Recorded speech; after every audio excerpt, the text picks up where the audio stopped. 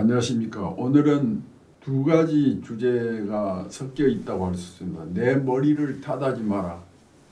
또 하나는 아주 가까운 사람들의 이야기 속에서 진리를 찾아라. 이 두 가지 것을 주제로 이야기하도록 하겠습니다. 제가 골프 치는 사람들을 보면 처음에 치는 사람들이 골프 공을 이렇게 치고 나서 자기가 마음 먹은 대로 골프공이 날아가주지 않으면 골프채를 봐요. 그건 골프채 탓이 아닌데, 제가 테니스를 좀 해봤는데 테니스도 공을 이렇게 쳐서 내가 노린 대로 공이 날아가지 아니하고 엉뚱한 대로 날아가면 테니스 채를 본다는 거예요. 그래가지고 테니스 채에 있는 그물코를 이쪽으로 당기기도 하고 밀기도 하고, 마치 의도대로 공이 날아가지 않는 것은 결코 라켓의 잘못이 아닌데, 라켓을 잡은 팔과 어깨의 잘못이고 그것에게 명령을 내린 내 머리의 잘못인데, 그럼에도 불구하고 공 치는 사람들은 자꾸 라켓을 탓합니다. 골프 치는 사람들은 골프채를 탓하기도 하는 것이죠. 글을 잘 쓰지 못하는 것은 결코 나의 문장력 탓이 아닙니다. 그 문장을 그렇게 쓰라고 명령한 내 머리의 탓입니다. 문장은 아름답고 고운 포장이면서 동시에 그 속에 숨어있는 달을 손가락질해 주는 방편입니다. 그런데 저는 나를 탓하는 그것을 하지 않으려고 애쓰면서 주변 사람들의 이야기에 많은 귀를 기울입니다. 가까운 사람들의 이야기 속에 진리가 들어있습니다. 저는 아내라든지 제 어머니라든지에게서 많은 이야기를 듣습니다. 글을 쓰려고 하는 사람은 이야기를 많이 할 게 아니고 남들의 얘기를 많이 들어서 그 속에서 진리를 찾아서 그것을 진술하는 사람이어야 합니다. 그러면 제가 그 여자의 업보와 운명이라는 글을 쓴 적이 있는데 읽어드리도록 하겠습니다. 언제인가 그 여자는 나에게 자기의 유년 시절에 있었던 사건 하나를 이야기했습니다. 화창하게 맑은 날 한낮 때쯤에 뒷산, 앞산 소나무 숲속으로 낙엽을 긁으러 갔어요.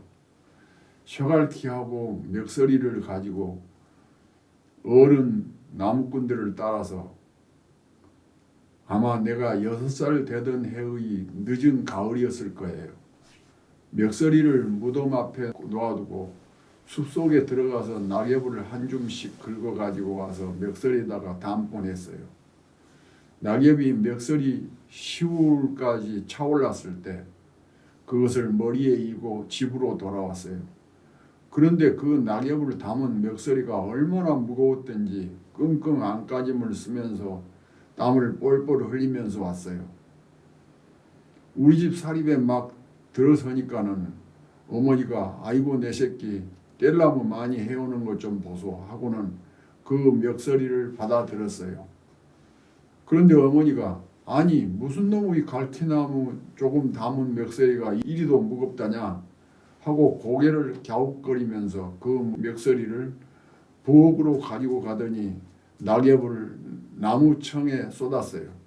그때 멱서리의 낙엽 속에서 웬 주먹만한 돌덩이들 10개가 나무청 바닥으로 떨어진 것이었어요. 어머니가 그러면 그렇지 하고 멱서리를 땅바닥에 내동댕이 치고는 부엌 바닥에 주저앉아서 소리를 지르셨어요. 아이고 어떤 못된 것이 이렇게 심술을 부렸다냐. 어머니는 나무청 바닥에 떨어져 있는 돌덩이들을 멱서리에 주워 담더니 골목길 안쪽에다가 버렸어요. 그것도 그냥 버리는 것만으로는 분이 풀리지 않았던지 큰 돌덩이 하나를 집어들고 다른 돌멩이들을 콱콱 쪼아대고 발바닥으로 으깨버릴 듯이 밟아대고 그것들을 향해 퇴퇴 침을 뱉고 아이고 이 죄대 자빠질 사람 하고 저주의 말을 퍼부으시고 나한테로 오더니 내 머리꽁지를 어리만져주고 목덜미와 팔과 다리를 주물러 주면서 아이고 아이고 얼마나 무겁더냐 그 못된 것들 이러셨어요. 그 이야기를 듣고 나서 나는 허허 웃었다. 그러다가 웃음을 그치고 진저리를 쳤다. 자기의 낙엽 담은 멱서리 속에 누군가가 돌덩이 10개를 넣어놓은 줄도 모르고 그 무거운 것을 머리에 인 채 땀을 흘리며 가고 있는 어린 계집아의 모습이 내 가슴 깊은 곳에 아프게 각인되고 있었다. 나는 중얼거렸다. 업보와 운명이다. 남편, 시어머니까지 합하면 모두 열이지 않는가. 신의 시동생들 모두 해서 열이지 않는가. 그 여자의 아버지와 어머니는 하나뿐인 딸을 장남에게 시집 보내지 않으려고 무진 애를 썼다. 자기네 귀한 딸이 한 집안의 무거운 살림살이를 짊어지지 않게 하려는 것이었다. 이 땅의 가난한 집의 장남들과 그 장남에게로 시집온 큰 며느리들은 아버지 어머니가 하여오던 넉넉지 못한 살림살이를 고스란히 넘겨받아야 하고 밑에 달린 모든 동생들을 키우고 성혼시키고 분가시켜야 하고 조상의 제사를 지내야 하므로 죽는 날까지 짓무른 손이 마를 날이 없고 모두 뜯기고 빼앗기고 누더기를 걸친 채 거친 음식을 먹으며 살아야 하는 것이었다. 그 여자의 어머니와 아버지는 팔방으로 애를 쓴 나머지 한 집안의 둘째 아들을 그 여자의 남편감으로 택했다. 그런데 그분들의 그러한 노력은 허사가 되고 말았다. 그 여자가 그 둘째 아들과 결혼식을 한 지 2해 뒤에 그 여자의 시아버지가 돌아가셨다.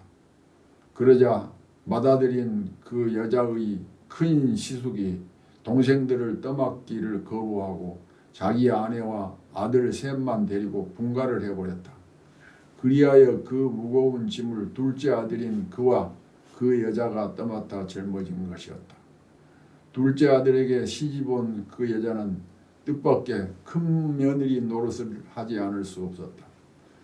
그 여자의 맥서리 속에 알 수 없는 어떤 귀신인가가 이제야말로 정말 힘에 겨운 돌덩이들을 넣어놓은 것이었다. 8이나 되는 시동생들이 다 키워 시집장가 보낸 다음 분가시키고 집 사주고 어떤 귀신이 심술 부르듯이 짐 속에 넣어놓은 그 돌덩이가 무거운 줄 모르고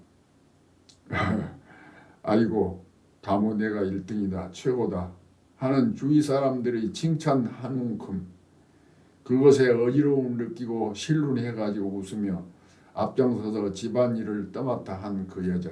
젊은 시절 내내 플라스틱 슬리퍼와 싸구려 옷을 면하지 못하고 시장에 나가도 자기 먹고 싶은 자장면 한 그릇 사 먹지 못하고 좋아하는 고등어 한 마리 마음 놓고 사다가 가족들과 더불어 지지고 볶아 먹지를 못한 그 여자. 그 여자가 지금 늙은 아내입니다. 이것은 그 여자의 엿보와 운명이라는 내 글이에요. 그래서 누구 탓하지 말하는 것은 운명 탓하지 말하는 것이고 그 운명을 극복해 가는 자가 승리자인 것입니다.